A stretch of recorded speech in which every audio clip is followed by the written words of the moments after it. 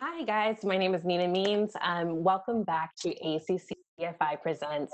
I am here with Kasper. She is an incredible mentor and advisor on the advisory board here at ACC Fashion Incubator. But Anne has really been a key part of our industry in such an incredible way. She's really started off in the cashmere business in New York and has worked, with Saks and has done some really incredible leadership in change making, just the brand strategy and brand development space. And so we're really honored to have Anne with us today. So, Anne, thank you so much for joining us. Thank you. I'm thrilled to be here. Yeah, Wonderful. it's so nice to get on. So nice to get on a call and talk to people and talk about things that are meaningful, right? And Absolutely. that that have some influence, even though since we're all sort of working out of our homes. Absolutely. Yeah, we've really changed the way that we've been doing our work here. And I feel like in a moment you could be in a lot of different places just from your home office or from your kitchen table.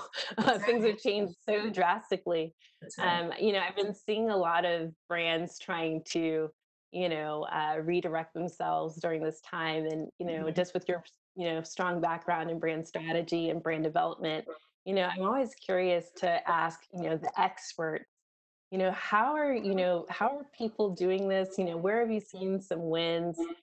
People are kind Yeah. of going from surviving to thriving. Yeah. What does that look like from your perspective? Yeah.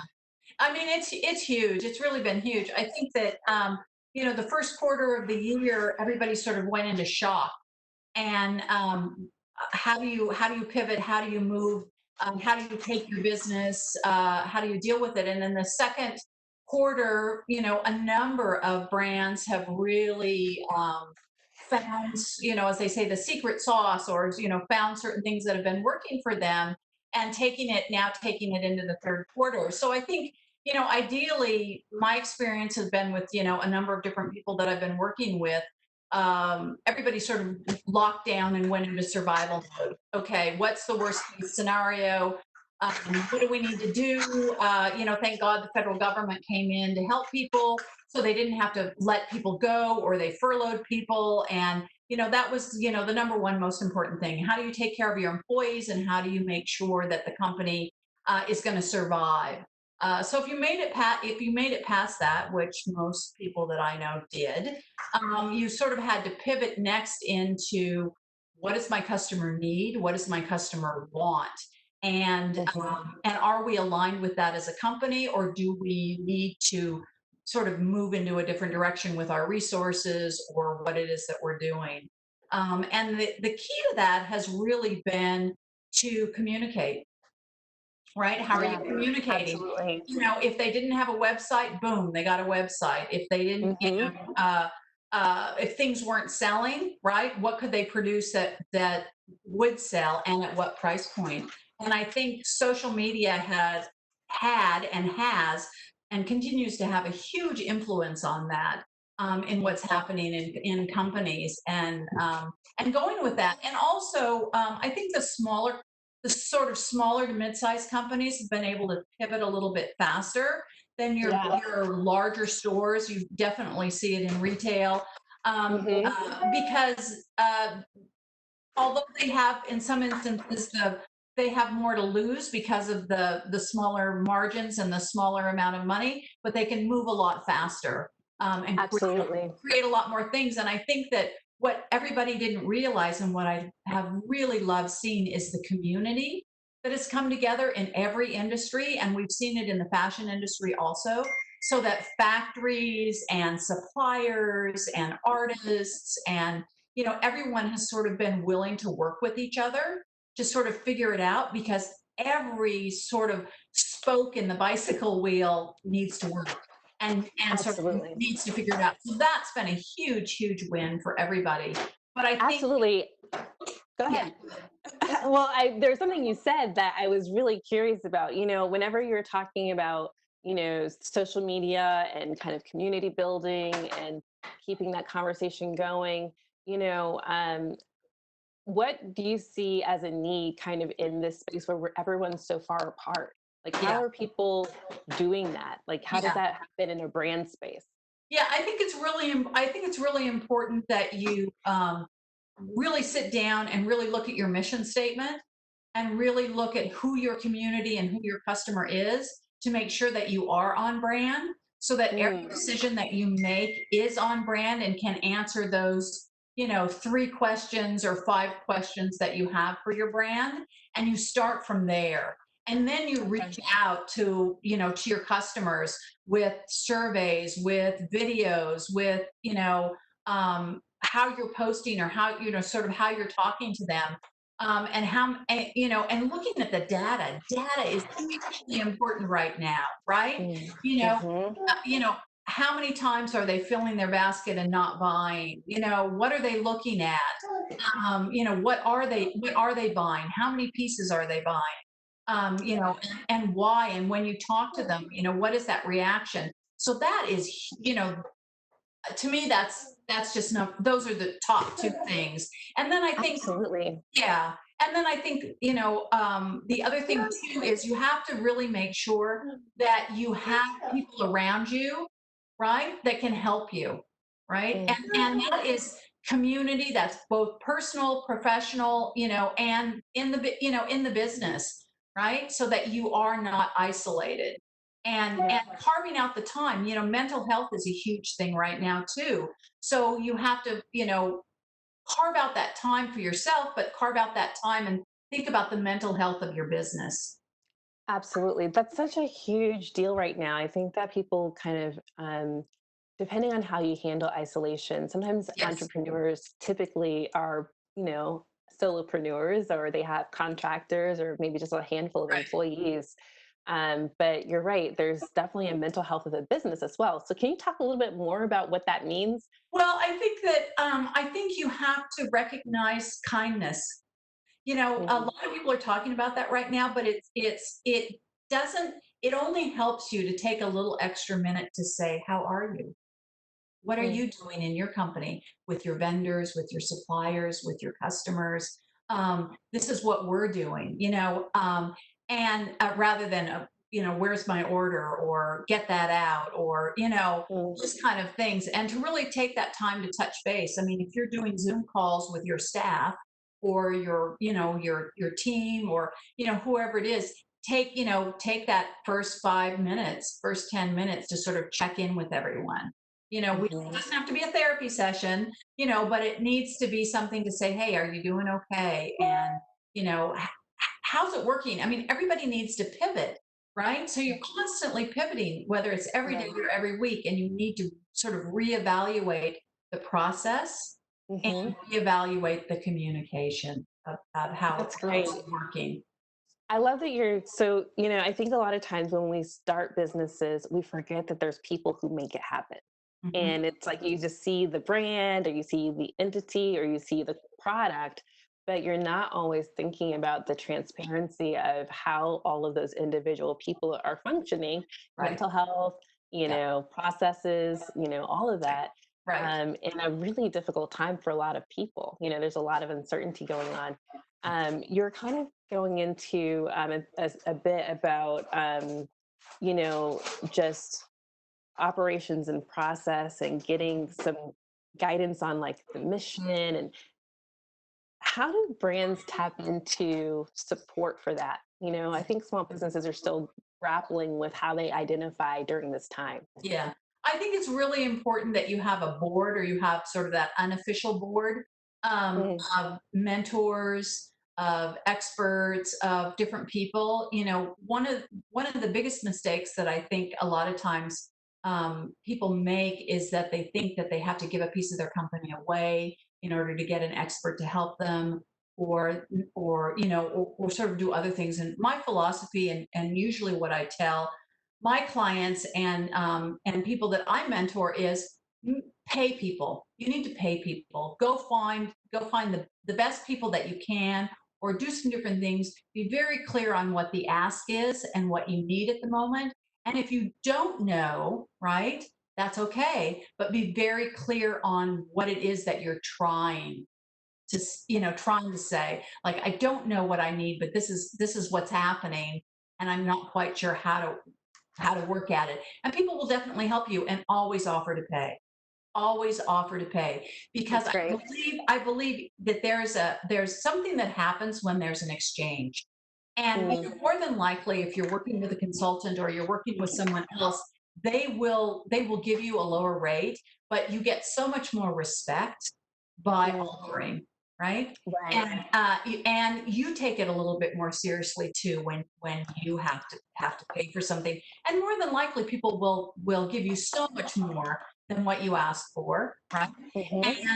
And more than likely, they'll give you a discounted rate.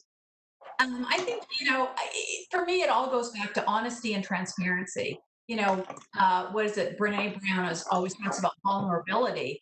I I don't know. love Brene Brown. I do Love too. Brene Brown. Yeah, I do too. I don't always go to that word vulnerability, but I think, I go to sort of honesty. If Mm, you're yeah. honest about what's happening and kind of honest about what different things, but you're moving forward and you have that enthusiasm to move forward, people are going to want to jump on board and really help you.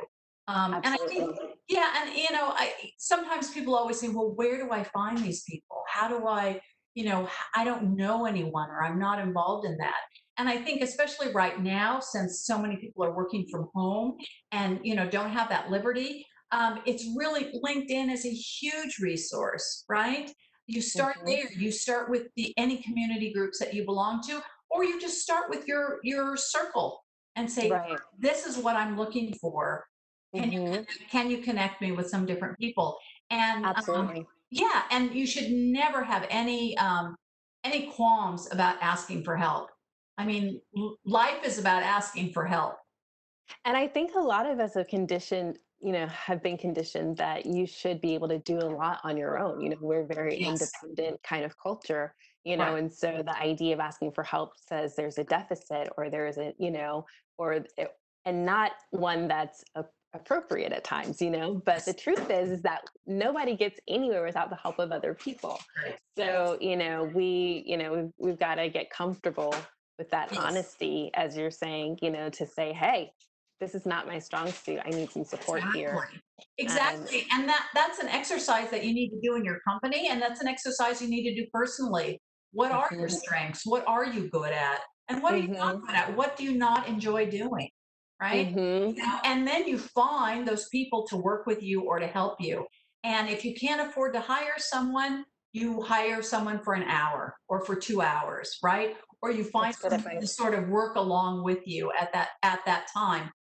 Or if you're in a bigger corporate environment, you make sure that you're putting teams together that support each other. And Right, then right. everybody thrives.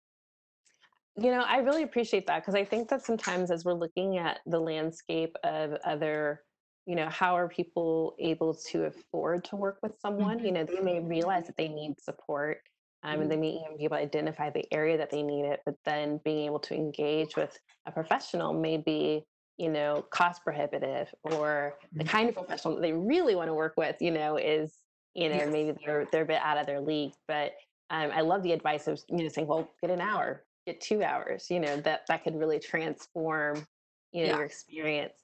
Um, absolutely. I feel like one of the things that we've been really talking a lot about, just culturally throughout the world really is, regarding, some like diversity and Mhm. inclusion and Mhm. access to networks. LinkedIn is an excellent resource, to try to connect Yeah. with other people. But what are some things that you know, maybe you've thought about, or or other ways that we can kind of communicate or connect one another to spread out some of these resources and Yeah. to create more visibility, and opportunities for others? Or what Absolutely. could brands be doing? Yeah, absolutely. Well, I think, one of the things that we've seen happening, again, in all industries, I focus on apparel or, the sort of that you know that sort of luxury market. But I think that supporting brands, right? Every day I see it rolling through, whether it's from my local newspaper, Austin Women's Magazine, whether it's Vogue online, or any of these other things. They are now starting to focus on those smaller businesses. they're now Mhm. starting to bring to the forefront a lot of businesses from people of color, marginalized groups and things like that. Support them. Since March, just as a quick little aside, I got a little crazy, and my hobby is cooking and food. So I started ordering, from all these little local small businesses. I started to get popcorn from Soul Pop Popcorn, Oh, yeah. Uncle Ray's peanut brittle. I mean, it was like it was almost thank God for the men and women working for UPS and Federal Express, because it was making my day back in March and April to have Mhm. these sort of boxes arrive at my house. Supporting small Absolutely. local boutiques, all those little things that you could do. We're not, you're not going out to dinner. You're picking up food. Every little $100 helps. Every $50 Absolutely. helps. Absolutely. Yeah, when you hear about it, take action. Buy something. Absolutely. No, I appreciate that. I think that that's really the key is that, I think there's a lot of talk, but now it's like, okay, well, what are you doing whenever it's time to eat? What are you doing when it's time to replenish that new item in your closet? Yeah, This is your chance. This is your chance to make a difference, right. right? Buy, So, buy something and promote it. Put mhm, it on and put it on your even social that, media. right? Give that small business owner a shout out. And if one of your friends takes an action, that's a success. Absolutely. I actually love that as a call to action for those who are saying, well, yeah, all of that needs to happen and someone needs to do something. But now this puts it really back into everyone's I can help space, Yeah, right? And, one action, one little action, and right. that's what you do in your business too, right? Mm-hmm. That one little action, and don't be afraid. Fear Mm-hmm. is not our friend. No. An action is just an action. If it's the Mm-hmm. wrong action or you don't get the response that you need, you just do another action. You do something else. I mean, Yeah. I have promoted that my entire career. Sometimes I needed to do it myself, but I would always say it's just, whether you're a $1 billion business, right? And yes, maybe Mm-hmm. that action might cost you a bit of money, but it also might be incredible. So, Mm-hmm. have some information behind it, make a good decision, make a good decision. But at the end of the day, Mm-hmm. You got to be able to take that risk at some point, right? You're never yes, going to yes, innovate or become something new without a bit of change. And that's right, that pivoting that we've been talking about this that's whole right, time. It's like, hey, you can't, move forward staying still. right. Yes, So, exactly. And you know, if you're unwilling to do it, you shouldn't be an entrepreneur, right? agreed. It It is it is for the risk tolerant. is absolutely. I mean, the first thing I always ask people when I work with them is, what is the goal? What is the vision? Right? Hmm. What is the vision? What is that end goal? Because depending upon what that vision is, there's a different path. Yes, there's some basic things of metrics and certain things that are the same, but there is a different path. If you're just planning on living in your business and supporting it and enjoying it and connecting with your community, that's completely different than, I want to grow this business and in 10 years I want to sell it. Or, Right. I want to grow this business to X and then I want my children to take it over. Or, Right. It's a very different vision or strategy that's in place. But one of the things you and I have talked quite a bit, and so I always enjoy our conversations. But one of the things that you had told me recently, as we're taking these calculated risks and you're, kind of working towards the vision, you said something that I thought was just so eloquent. You said, nothing is sacred except stay on brand. Um, yeah, and yeah. could you kind of unpack that a little bit more about, just keeping the brand intact as we take these steps? 'Cause It's so I know you're an it's expert in so this space. hard. It's so hard when you're running a business, because you're looking at your competitors or you're looking what other people are doing and you're like, "Oh, I should do that," or I need to do that," or, "Oh, everybody's selling, blue socks. Oh, I need to sell blue socks." No. Calm calm down. Yeah, calm down. Why did you start this business? What is this business all about? What is the core of the brand, right? And who is your customer, right? Mhm, Who is your customer and what does your customer need right now? mhm, Yeah. And I think right now it's all about immediate, immediate, immediate, right? You know, mhm. even if you're past survival mode, we don't know what the third and fourth quarter are going to bring us, right? We don't know what's going Right. to happen in January of 21.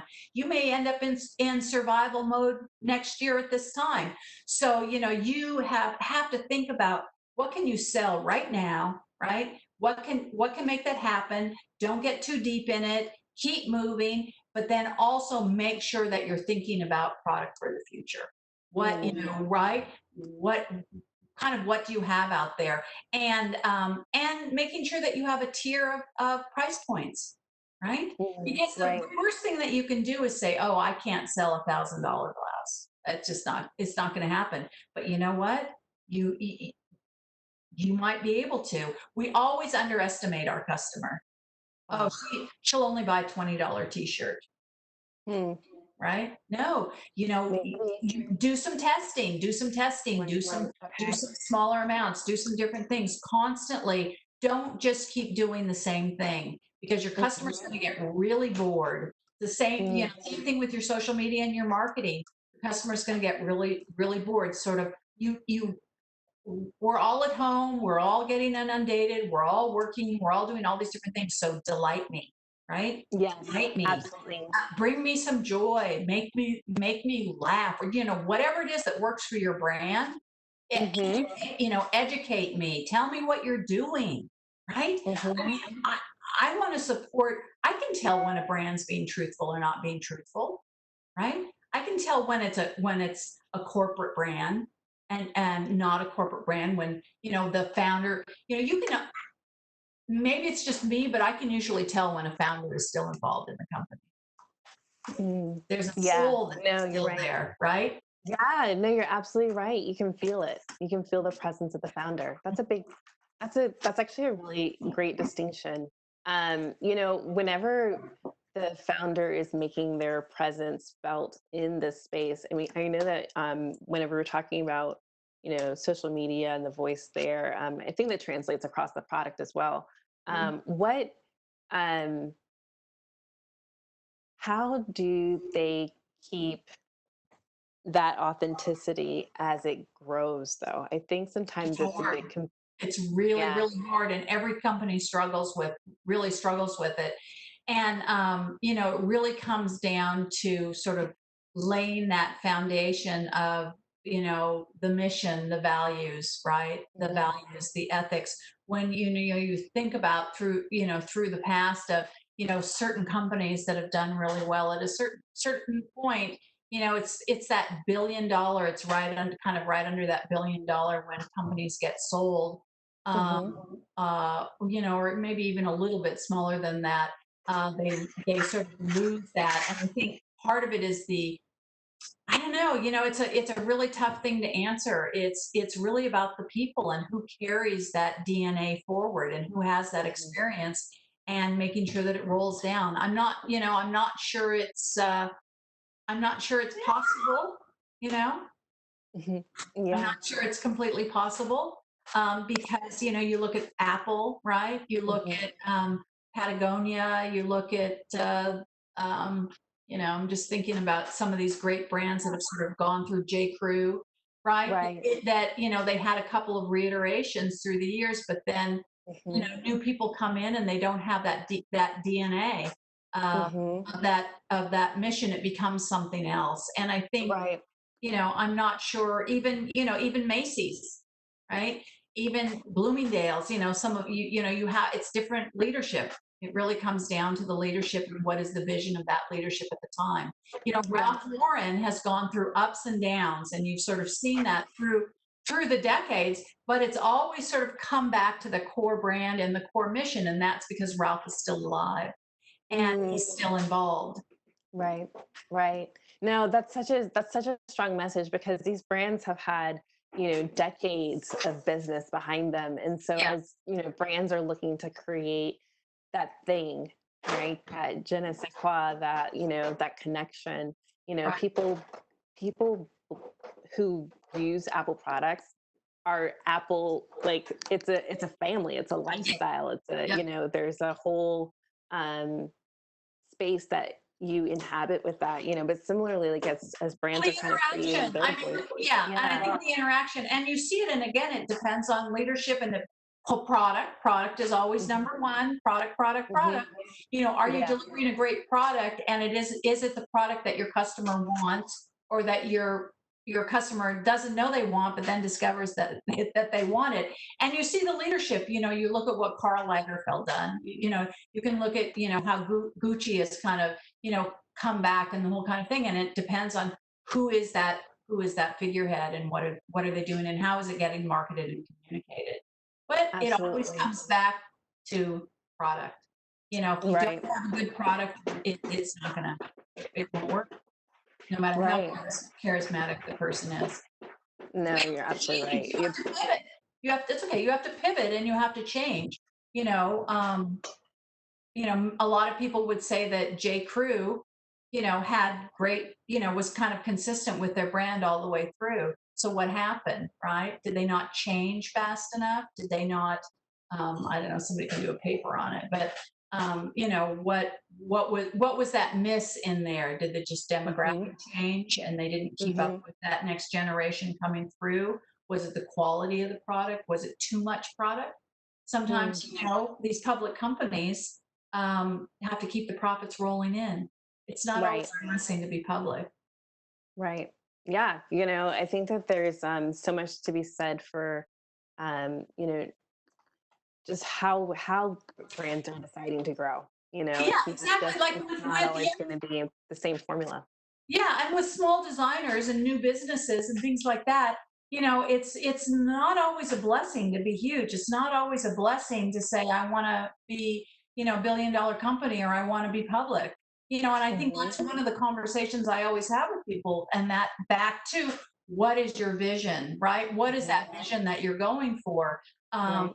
you can have a wonderful life with a smaller business, You and can. still be creative and still be hands-on. Again, what do you love to do? What got you into this in the first place, right? Mm.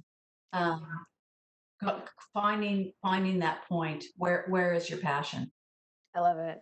Yeah, I think that this is kind of a really great place for us to start kind of, wrapping things up today. I can't believe it's already I been can't 30 believe it. minutes. I know. It flies by so quickly every single time. I was like, wait, there's so much more I want to talk to you about, Anne. Yeah. Um, guys, Anne has been an incredible mentor. Honestly, and I met you through Fashion by Austin, the That's Fashion right. Week here in Yeah. Austin, as a Bernina Fashion Fund Award winner. And I had the privilege and honor of meeting you then, That's and right. just what a gem you've been in this space of strategy. And guys, you could see that this is just, Anne's got so much more that we could talk about today. And it's killing me that we don't have more time to do it. But I've already asked Anne if she wouldn't mind coming back and doing a part two. So we're Yeah, going to bring her absolutely. back here in a few weeks. Maybe we'll do it later August or early September, and Yeah. bring Anne back in to have a part two of this conversation. Because I think these are things that, as we're, teeing up the rest of the year, and as brands are trying to identify what things that they should be focused on, and you drop gems on mentorship, on, Yeah. business mental wellness, on, how you're showing up in social media. It's so rich. And Yeah. so I just want to say Yeah. thank you so much You for are joining welcome. us here You today. are welcome. You're welcome. ACC holds a special place for me. I think though everything you guys are doing in the fashion arena is terrific, and I love being a part of it. Well, we're really grateful to have you. We have so many great things that we've got teed up for the rest of the year, and even more to come. So we can't wait to share more about that. Good. But guys, we're already at 10:30. I want to thank you so much for joining us again, Anne, and thank you all for joining us here on our YouTube live channel for the ACC Fashion Incubator.